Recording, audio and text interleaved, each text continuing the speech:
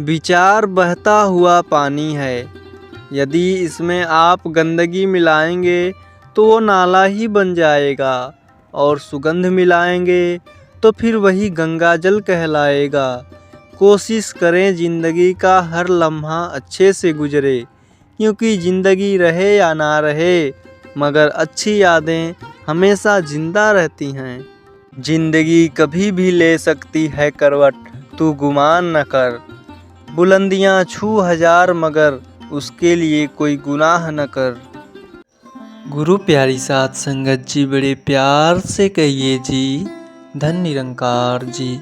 आशा करते हैं कि आप सभी संत महापुरुष सतगुरु माता जी के असीम कृपा से जहाँ भी होंगे सेवा सिमरन और सत्संग करते हुए सतगुरु के चरणों से जुड़ करके स्वस्थ होंगे, प्रसन्न होंगे, मस्त होंगे।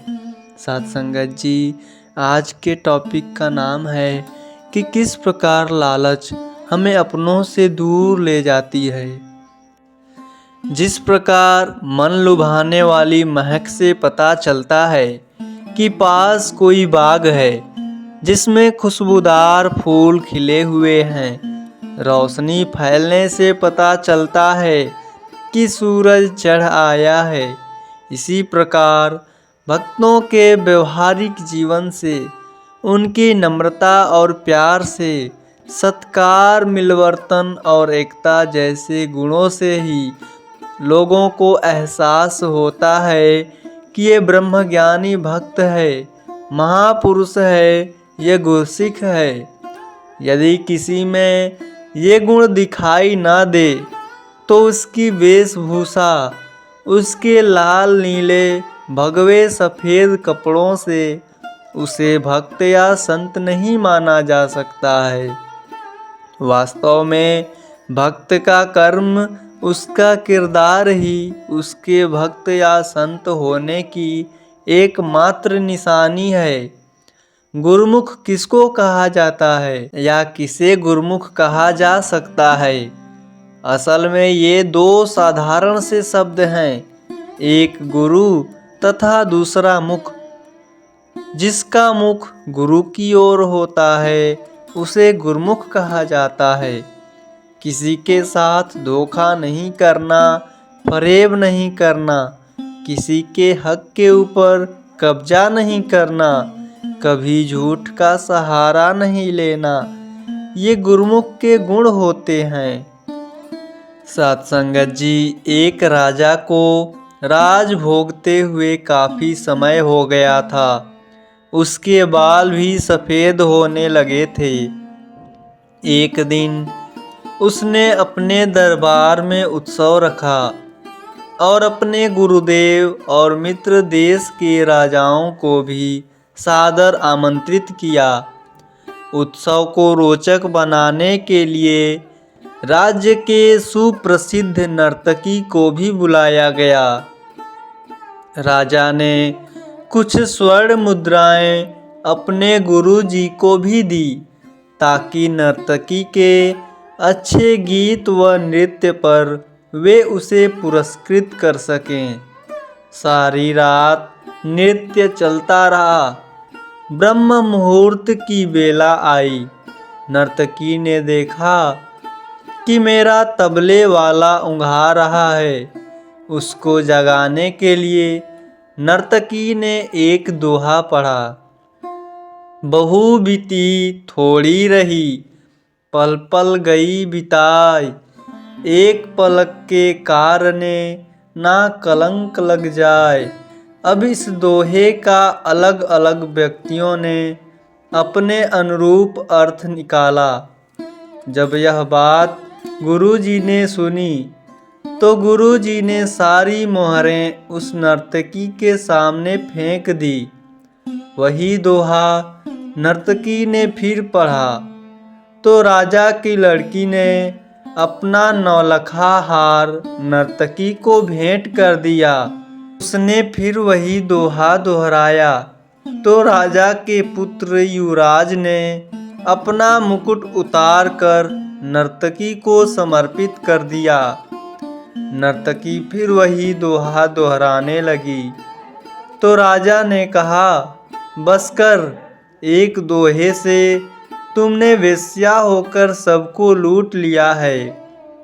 जब यह बात राजा के गुरु ने सुनी तो गुरु के नेत्रों में से आंसू आ गए और गुरुजी कहने लगे, राजा, इसको तू वेश्या मत कह, ये अब मेरी गुरु बन गई है, इसने मेरी आंखें खोल दी है। यह कह रही है कि मैं सारी उम्र जंगलों में भक्ति करता रहा और आखिरी समय में नर्तकी का मुजरा देखकर अपनी साधना नष्ट करने यहाँ चला आया हूँ। भाई, मैं तो चला। यह कहकर गुरुजी ने अपना कमंडल उठाकर जंगल की ओर चल पड़े। राजा की लड़की ने कहा, पिताजी, मैं जवान हो गई हूँ, आप आंखें बंद किए बैठे हैं, मेरी शादी नहीं कर रहे थे और आज रात मैंने आपके महावत के साथ भागकर अपना जीवन बर्बाद कर लेना चाहती थी, लेकिन इस नर्तकी ने मुझे सुमति दी है कि जल्दीबाजी मत कर, कभी तो तेरी शादी होगी ही, क्यों अपने पिता को कलंकित करने पर तुली है। युवराज ने कहा, पिताजी, आप वृद्ध हो चले हैं, फिर भी मुझे राज नहीं दे रहे थे। मैंने आज ही रात आपके सिपाहियों से मिलकर आपका कत्ल करवा देना चाहता था, लेकिन इस नर्तकी ने समझाया कि पगले, आज नहीं तो कल आखिर राज तो तुम्हें ही मिलना है, क्यों अपने पिता के खून का कलंक अपने सिर पर लेता है। धैर्य रख। जब ये सब बातें राजा ने सुनी तो राजा को भी आत्मज्ञान हो गया। राजा के मन में वैराग्य आ गया। राजा ने तुरंत फैसला लिया, क्यों ना मैं अभी युवराज का राज तिलक कर दूं।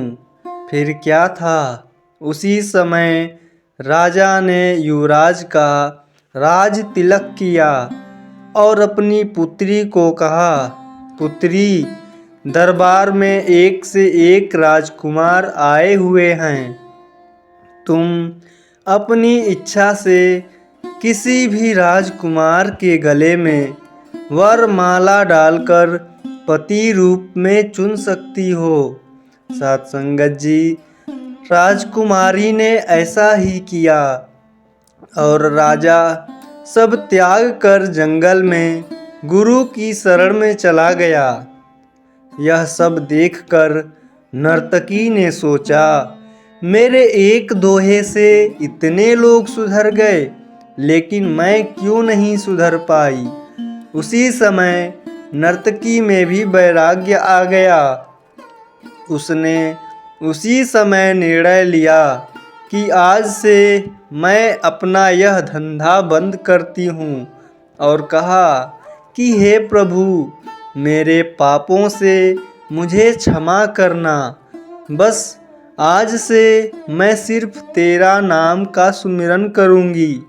समझ आने की बात है, दुनिया बदलते देर नहीं लगती है। एक दोहे की 2 लाइनों से भी हृदय परिवर्तन हो सकता है। बस केवल थोड़ा धैर्य रखकर चिंतन करने की आवश्यकता होती है। साथ संगत जी, एक बार तुलसीदास जी से किसी ने पूछा कि कभी कभी भक्ति करने को मन नहीं करता, फिर भी नाम जपने के लिए बैठ जाते हैं, क्या उसका भी कोई फल मिलता है? तब तुलसीदास जी ने मुस्कुराकर बोले, तुलसी मेरे राम को रीझ भजो या खीज, भौम पड़ा जामे सभी उल्टा सीधा बीज। सत्संगत जी, कहने का भाव है कि भूमि में जब बीज बोए जाते हैं तो यह नहीं देखा जाता कि बीज उल्टे पड़े हैं या सीधे पड़े, फिर भी कालांतर में फसल बन जाती है। इसी प्रकार नाम सुमिरन कैसे भी किया जाए, इसके सुमिरन का फल अवश्य ही मिलता है। सत्संगत जी, मनुष्य के जीवन में अशांति परेशानियां तब शुरू हो जाती हैं जब मनुष्य के जीवन में सत्संग नहीं होता है। संतों के संग से मिलने वाला आनंद तो वैकुंठ में भी दुर्लभ है। कबीर जी कहते हैं कि राम बुलावा भेजिया, दिया कबीरा रोए, जो सुख साधु संग में सो वैकुंठ न होए। सत्संगत जी, रामचरितमानस में भी लिखा है कि तात स्वर्ग अपवर्ग सुख धरि तूला, एक अंग तूल न ताहि सकल मिली, जो सुख लव सत्संग।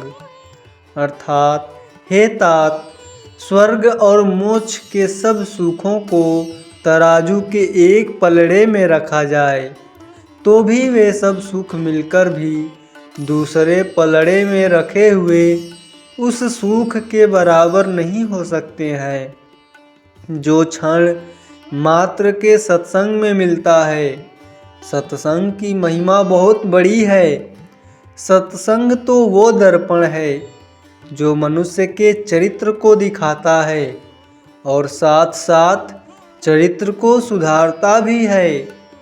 सत्संग से मनुष्य को जीवन जीने का तरीका पता चलता है। सत्संग से ही मनुष्य को अपने वास्तविक कर्तव्य का पता चलता है।